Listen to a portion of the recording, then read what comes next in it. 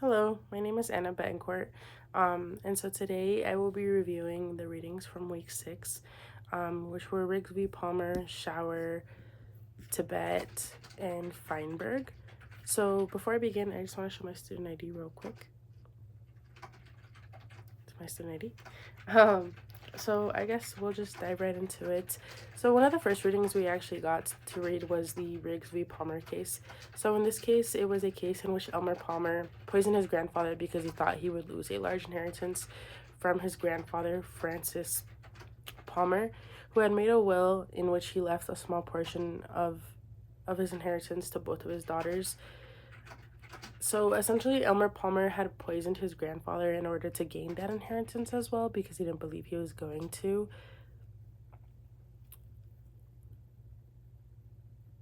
So by doing so, essentially, when he went to the court to pretty much review his case in terms of the murder, it was deemed that because of a previous case that was New York Life Insurance Mutual Life Co. versus Armstrong, it was determined that, quote, a will procured by fraud and deception, like any other instrument, may be decreed void and set aside, as seen on page 428 of this case. Pretty much what this meant was that Palmer was not going to receive the inheritance of his father because he had murdered him. So it just wasn't okay for him to receive that inheritance. The author says that Palmer can essentially cannot take any property as heir. It was uncertain if he would ever inherit from his grandfather, and he made himself the heir from his crime. In doing so, pretty much he would not acquire property by his crime and thus be rewarded for its commission. This case was just very important because it'll tie into the rest of the readings by Shower, Tibet, and Feinberg. In Shower's reading, he pretty much wanted to discuss the importance of studying the reason of law and how it influences the arguments made by lawmakers and decisions made by judges. This reading is really important just because for this week, we wanted to consider the legal reasoning and interpretation of law, which we'll see in this reading. Shower had essentially recalled the difference between legal reasoning and ordinary reasoning. Legal reasoning, he described, was an emphasis with the application of written rules like those found in the Constitution, statutes, regulation, and codes. It gives the ability to reason law using a set of facts that make law direct. He uses the example of the 22nd Amendment, in which Ronald Reagan, for example, would want to run for a third term. Unfortunately, due to the rules set in place, presidents can only run for a second term. This means that he would be unable to run for the third time. Shower argues that not all law or codes are as direct as, for example, the 22nd Amendment, and instead are actually offer ambiguity and vagueness, which can still be seen today in multiple different laws and rules. He references selection effects, in which the court system often mistakenly generalize how law or legal order should operate from the distorted sample of cases that end up in court, and even more distorted samples that wind up in the appellate court. He notes that when cases do not go to court, the law is easily understood, but when they do go to court, this means that the law may be interpreted differently, as both the defense and prosecution believe they can win, noting that these cases are rarely easy, as you can see on page 118 of the reading. Another claim of distinctive reasoning is that it revolves around common law reasoning from precedent, or reason by analogy. What Shower is trying to get at is that in the legal system, judges tend to make decisions based off of decisions that have been made by previous judges using similar cases. He uses the example of Riggs v. Palmer, in which the New York Court of Appeals had decided that the grandson would not inherit his grandfather's money because he had murdered him. He kind of attempts to bring up a situation in which, let's say, for example, a similar case occurred after the Riggs v. Palmer case, in which a grandson had murdered their grandfather. Again, they would pretty much use the example that the judge had used, the decision that the judge had made to not give Palmer that inheritance. The judge would make the similar case in this new case that occurred after the Riggs v. Palmer case. Let's say, for example, it was actually different. The grandfather had died by accident. Say he was on a farm. I believe was the reason he would still gain that inheritance because it was an accident. He didn't do it purposefully, like poison him as the grandson did in the Riggs v. Palmer case. Tibet's reading dives a little bit more into Ronald Dworkin, who was another theorist on law. The first aspect of Dworkin's legal philosophy is that law and morality are separately intertwined. Law consists of applying general and specific rules, but is also made up of intrinsic moral legal standards of justice and rights. The second aspect of Dworkin's legal philosophy is that there is a clear distinction between rules and principles, whereas rules either apply or they don't, while the weight of seriousness and principles has to be assessed before being applied to a situation. Dworkin also believes that the role of a judge is to aspire to a complete coherent theory of law that will yield a judgment which, one, will provide the best fit with existing legal materials, and two, will reveal the law in the best possible light. He believes that judges are responsible to review cases on the basis of finding the best solution using principles, not just the hard and fast rules. The fourth aspect of Dworkin's legal philosophy is that quote, there must in principle always be one and only one right answer to any hard case, and that is the right both morally and legally. Dworkin's ideas are very important just because, unlike Hart, which we reviewed last week, he believes that morality and law are intertwined, which is something that Hart believed were separate and were not intertwined.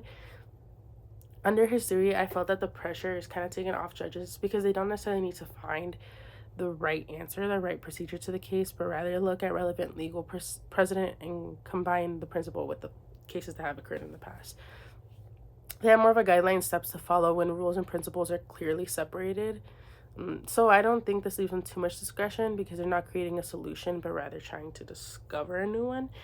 So it allows for some wiggle room for them, I believe, which is something that kind of Hart and Austin disagreed with. Austin's theory conflicted with that of Dworkin, just because he believed that cases arising was due to the vagueness and lack of precision in the wording of law, which we reference as furry edges. So the purpose of a judge was to clarify the law, was he believed, not to find the solution to the law, but rather clarify. Hart argued that due to the nature of the open texture or language, laws would never be precise. But at the end of the day, they always hold meaning.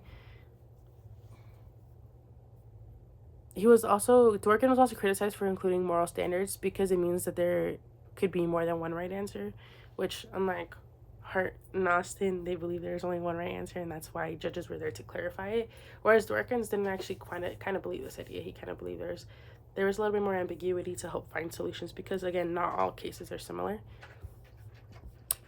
His theory could be applied to the Riggs v. Palmer case, which is shown in Tibet's reading, just because, again, in that case, the grantor was going to profit off of murdering his grandfather, but here, by using the Riggs v. Palmer case, the reader is better able to understand that even if there are no other cases that could prevent Palmer from benefiting from his crime, the duty of the judge is to uphold a moral and sounding ruling, which in this case was to decide that Palmer was not allowed to benefit from his crime. Feinberg's reading was a little bit shorter. It kind of discussed more of a political morality of law and how it influenced specific and general jurisprudence. Feinberg found it crucial that there needs to be some sort of level of generality when it comes to law. And for this to occur, he believed that one of the correct solutions was the Constitution, or pretty much a written document that defined the structures of government, and it not only influenced political power, but could influence individual rights as well. One dilemma with constitutions is the ability to create change due to pre-commitment. What he means here is essentially that there are some countries or jurisdictions where they don't allow the Constitution to be changed.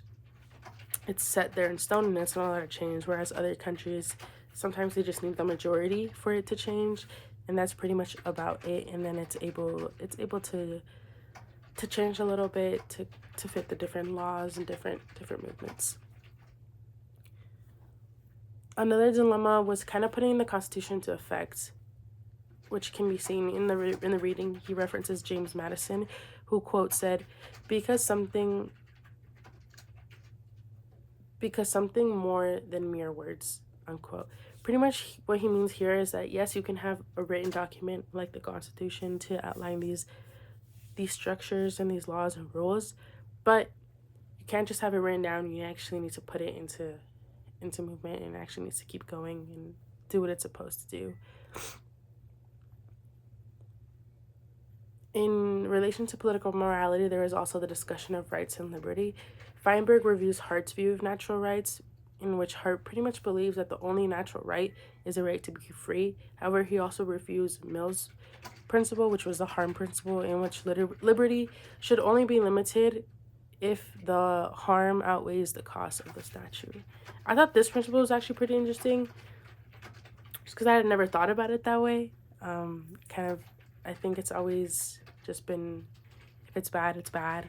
Whereas Mill was essentially just saying that, yes, it can be bad, but it needs to outweigh the cost of the statute, which I found very interesting. All these readings are very tie into this week's reading because they kind of allow us to dive into the legal reasoning and interpretation of law.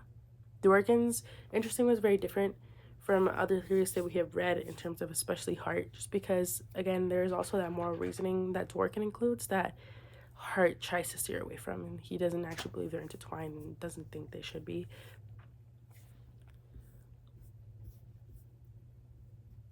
When it comes to the concepts that we found more interesting, I believe Dworkin's thoughts were very interesting. Again, especially noting again how morality and law were intertwined, and how I think it was very interesting how he was able to tie it, how Tibet was able to tie Dworkin's theory into that of Riggs v. Palmer. Just again, as I mentioned earlier, it was morally wrong for the grandson to inherit that money when he had murdered his father, which was morally incorrect. Another thing that I found very interesting, again, was just the whole case of Riggs v. Palmer. I think it kind of made me question the importance of the discretion made by judges. I agreed with the majority that no one should benefit from fraud or their own wrongdoings, and as it was based on evidence, while the other side focused on morality. I think it was just very interesting trying to see like those different perspectives in terms of what was morally correct and what was morally incorrect, and if that needed to be intertwined in that case. And I think they most definitely needed to be intertwined in that case. But I think it was also very interesting to see how it affects the decisions made by judges in hard cases.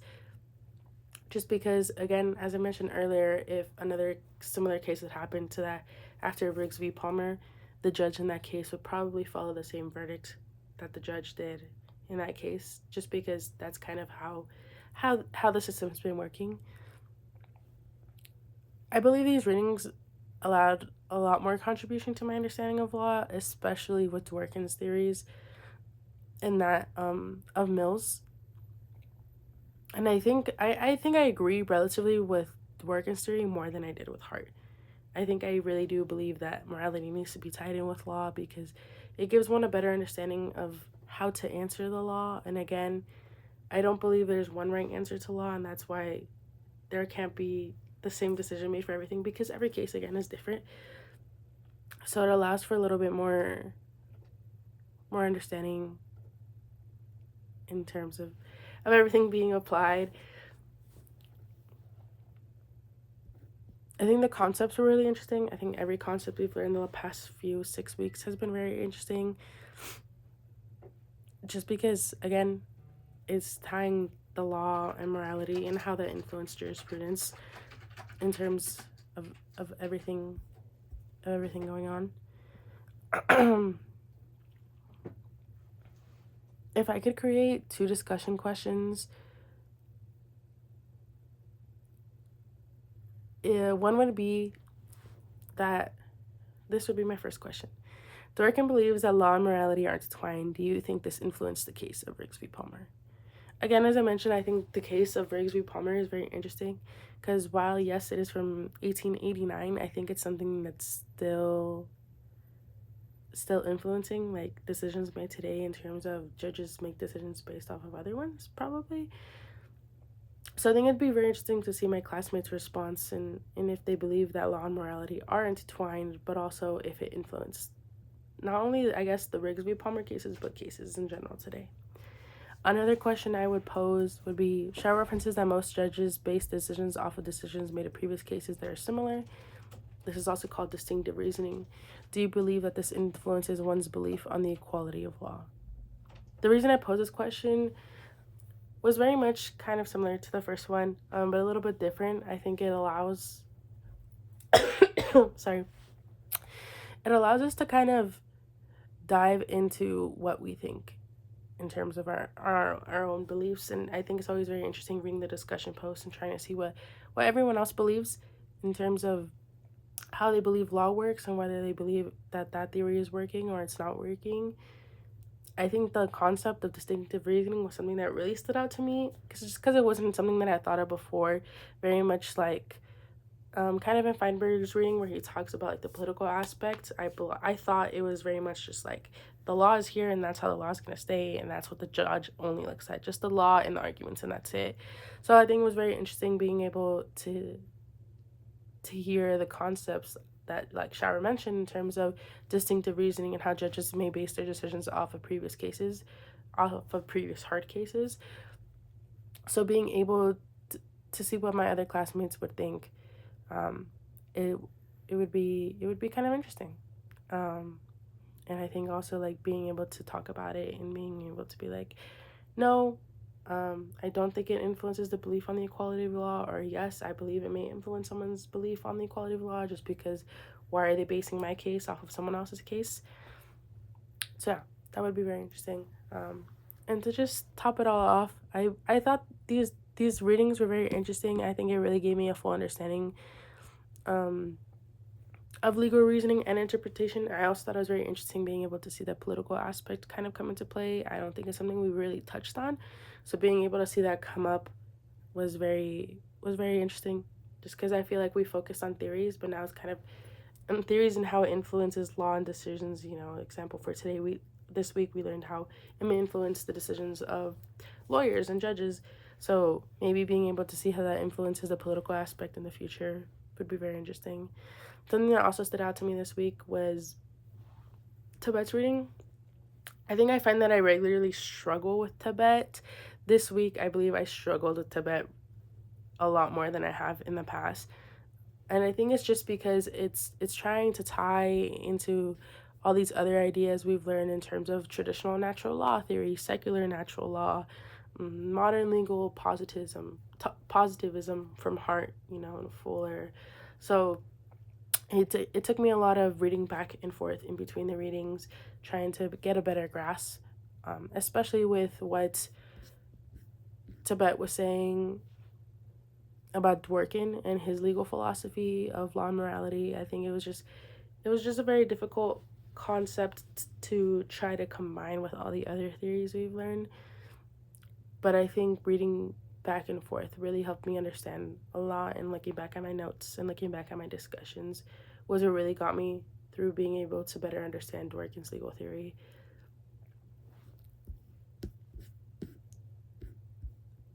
And, you know, Shower's introduction to legal reasoning, being able to better comprehend the Rigsby Palmer case. I think it was just a lot, but it's really interesting to be able to learn these different topics and these different theories and how in some sense or another they're still influencing law today. Yeah. Thank you.